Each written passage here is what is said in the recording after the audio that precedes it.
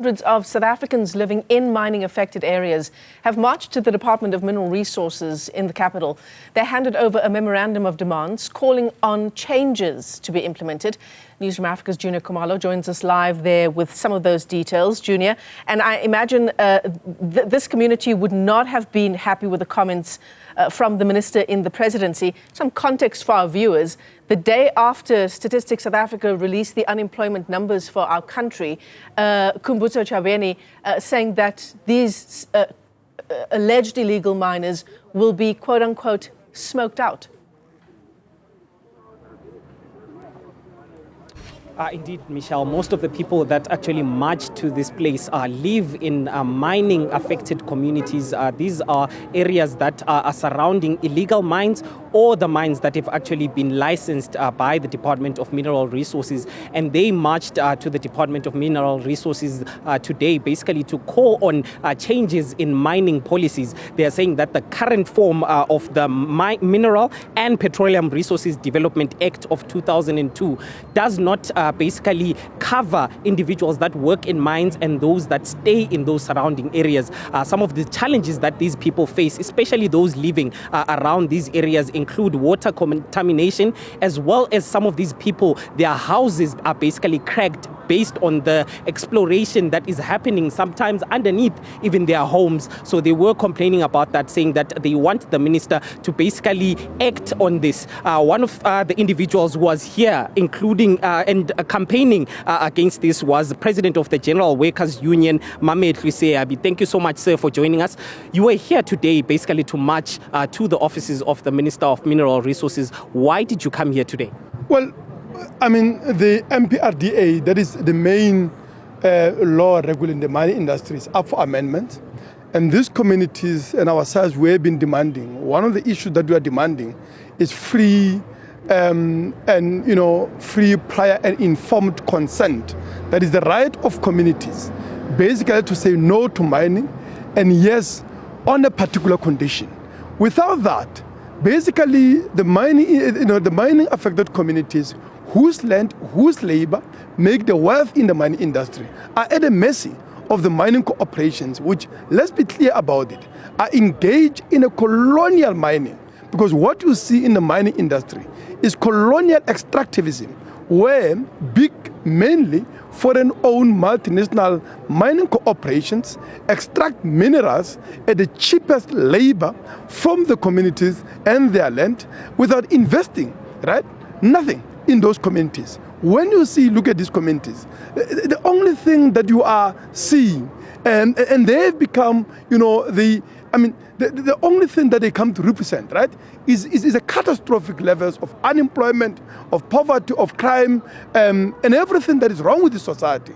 Because what you see there is a ruthless exploitation of the land, ruthless exploitation of labor that is underpaid, that is overworked, and there is no diversification, there is no beneficiation of minerals. They just take the minerals pure as they are or raw as they are, ship them off the markets in Europe, in China, in the US, and at a great cost to development in those particular communities. And these communities are here to say mining industries must deliver on their promises for jobs, on their promises to deliver services and infrastructural development, houses, roads, bridges, schools and clinics, so that they are benefiting from the exploitation of minerals on their land and their own labor in that industry.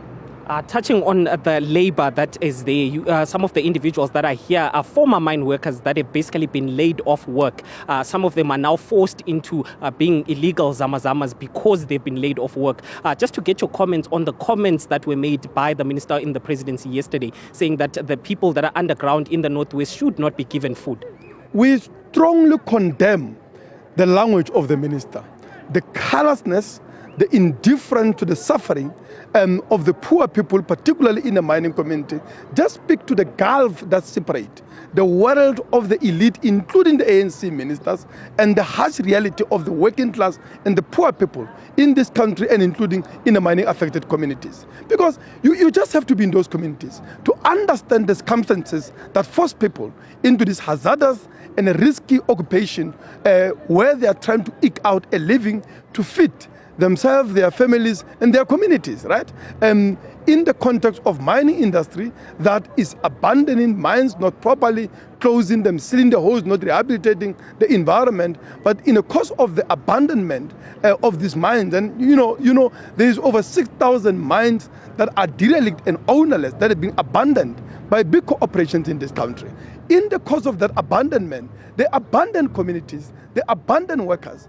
Most of these workers, including those that are trapped at Stilfontein, are former mine workers, are members of the communities who are left without no means of alternative livelihoods, because lack of investment in economic development of these communities, in beneficiation of minerals in these communities and where they're actually mined. It means that these mining communities are unable to transition to a sustainable post-mining communities with resilient economies in the context of closure of mines. So unemployment rises, poverty rises, and in a country like ours, where there is no income in a form of social grants for many people that are unemployed, that means hunger and starvation. And this is what forces people underground. And we say the language that is being used, she must be fired. That is the language we expect of the ministers of colonial governments, of apartheid, and the scum of the earth. That is the Zionist ministers in Israel, who this government, by the way, echoing all of us, condemned quite correctly in the International Court of Justice for using access to food, medication, and water as a weapon of war.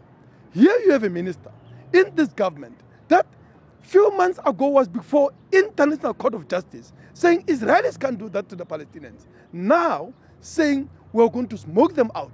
They're not going to have access to food. Nobody's going to give them supplies of water and medication. How different is what they are condemning in Israel? So we are saying that she needs to be fired. More than that, we are saying that the president must order. What we need then is an immediate prioritization of rescue effort. Those police, the rescue teams that need to be put there, must co-work with the families, with communities, to go underground and make sure that they help and support those that are trapped. Many of them are week after weeks of lack of access to food and water, to ensure that they safely return without harming anybody. Okay, thank you so much. That is the president of the General Workers Association there, Michelle, basically condemning those utterances by the minister in the presidency, saying that the president actually needs to fire her for those utterances, and those individuals that are still trapped underground actually need to be rescued and be taken out of that space, Michelle.